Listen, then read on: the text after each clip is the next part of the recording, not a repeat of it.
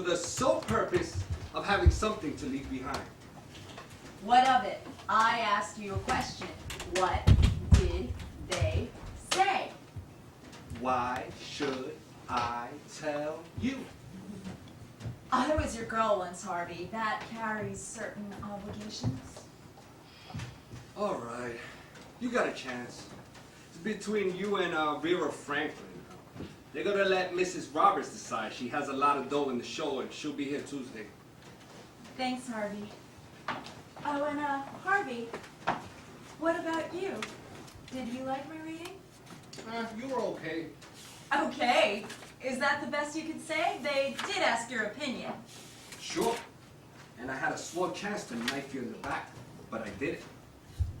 That was very wise, because I'm going to get this part now. I wouldn't count on it. You can't influence a woman like Mrs. Roberts. She's a very honest person. Oh, Mrs. Roberts is going to choose me. I've never been so sure of anything in my life.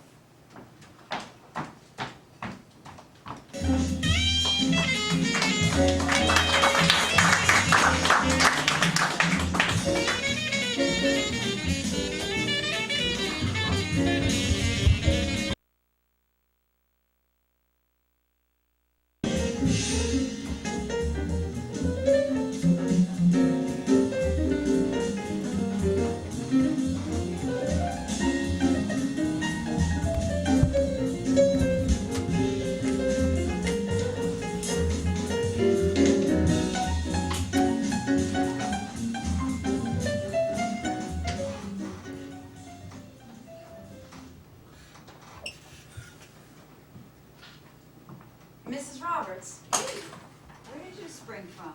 New York. I have a taxi waiting to bring you back to the station. I suppose you're anxious to find out how you did on your reading. You did well. Lloyd was pleased. I understand the part is between me and Vera Franklin. So I understand. Lloyd says you two are unquestionably the best, so you have a chance. I must have more than a chance. Eve, I know what this part means to you, and I'd like to see you get it, but I must be frank. If I think you're the best, I shall say so. If I think the Franklin girl is more suitable for the part, I must tell the truth. Don't be depressed if you don't get this. Something else will come along. No, Mrs. Roberts, parts like horror aren't written every year. I can't afford to let this opportunity slip through my fingers. Eve, if it's your destiny to become a success, you will be, but one can't control such things. I've gotten you the reading. Obviously you did well, or you wouldn't be called back. The rest is in the lap of the gods. No, Mrs. Roberts, not this time. The gods don't enter into it. I understand the decision is solely in your lap.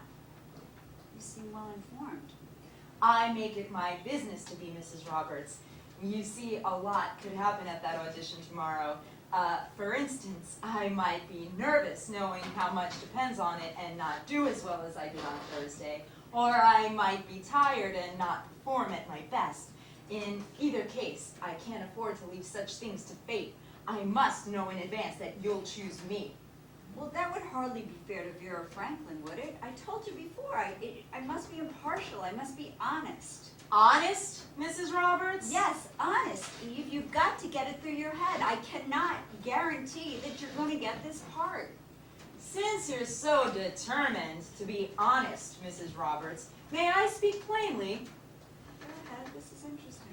Your friendship with Miss Crane means a great deal to you, doesn't it? So?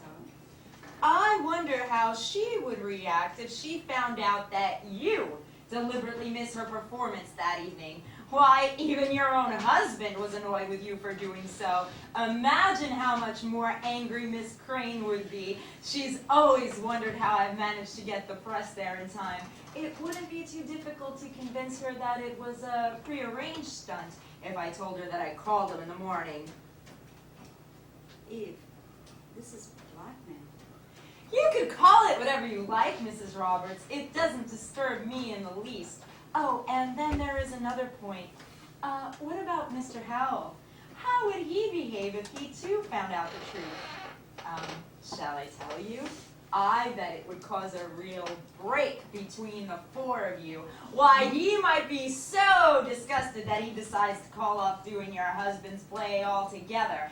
That would be a real shame now, wouldn't it? You would ruin the whole production because you couldn't get the part? I wouldn't hesitate for a moment.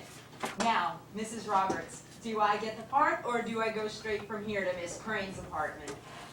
What if they don't listen to me? What if I say I think you're the best and they still pick Vera Franklin? I can't put a gun to their heads. If in spite of what you advise, they still choose her, then I suggest you go to your husband.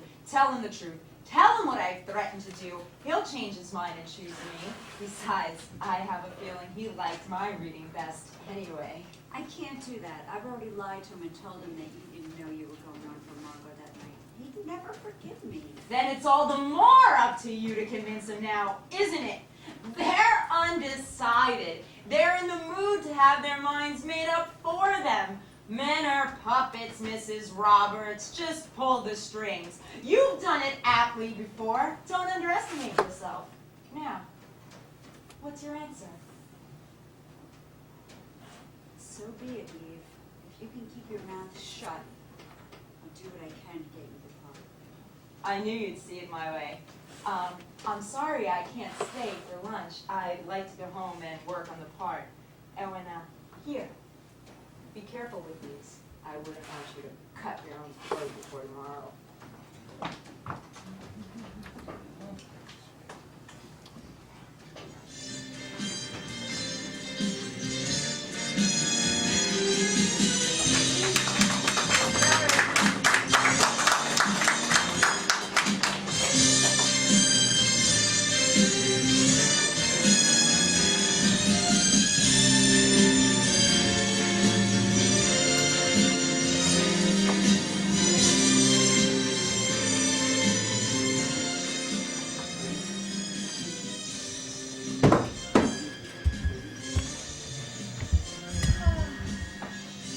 What an audience.